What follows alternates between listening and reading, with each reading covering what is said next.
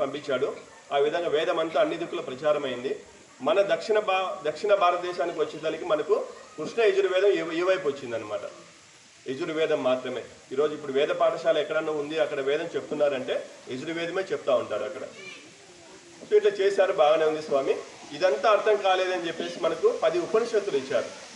ఈశోపనిషత్తు, కఠోపనిషత్తు, ప్రశ్నోపనిషత్తు, ముండకోపనిషత్తు, మాండుకోపనిషత్తు, ఈశావాస్యోపనిషత్తు, ఇట్లాంటివి మొత్తం 10 ఉపనిషత్తులు.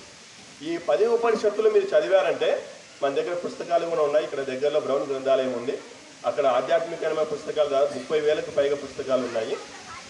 ప్రతి ఉపనిషత్తులో కూడా ఈ వేదసారం అంతా కూడా ఆయన బాగా అర్థమయ్యే రీతిలో ఉపనిషత్తులు మనకు అందించాడు. అటువంటి ఉపనిషత్తులు అందించావయ్యా మహర్షి. ఇంతే అంతటితో ఊరుకున్నారా మీరు? ఊరుకోలేదు. ఈ పంచమ వేదం అని చెప్పేసి 4 వేదాలు కాకుండా మరో వేదం లాంటి ఒక గొప్ప గ్రంథాన్ని, మహాభారతాన్ని మాకు అందించారు. 18 పర్వాలతో ఒక గొప్ప గ్రంథాన్ని మాకు అందించారు. ఆ మహాభారతంలోనే మాకందరికీ పూజనీయమైనటువంటి గొప్ప ఆధ్యాత్మిక గ్రంథమైనటువంటి భగవద్గీతను మాకు అందించారు. విష్ణు సహస్రనామాన్ని మాకు అందించారు.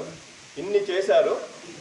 సో ఇన్ని చేసి కూడా చివరికి మీరు మళ్ళీ భాగవతాన్ని కూడా రాశారు. వ్యాస మహర్షి ఒక మాట అంటారు, నేను ఎన్నో రచనలు చేశాను, వేదాలు విభజించాను, ఉపనిషత్తులు రాశాను, బ్రహ్మసూత్రాలు రాశాను, అష్టాదశ పురాణాలు రాశాడు. మనకు 18 పురాణాలు: మత్స్య పురాణం, మార్కండేయ పురాణం, బ్రహ్మ పురాణం, బ్రహ్మ వివర్త పురాణం, బ్రహ్మాండ పురాణం, భవిష్య పురాణం, భాగవత పురాణం, వాయు పురాణం, వరాహ పురాణం, విష్ణు పురాణం, వామన పురాణం, అగ్ని పురాణం, నారద పురాణం, పద్మ పురాణం, లింగ పురాణం, గరుడ పురాణం అని చెప్పేసి మొత్తం మనకు 18 పురాణాలు ఉంటాయి.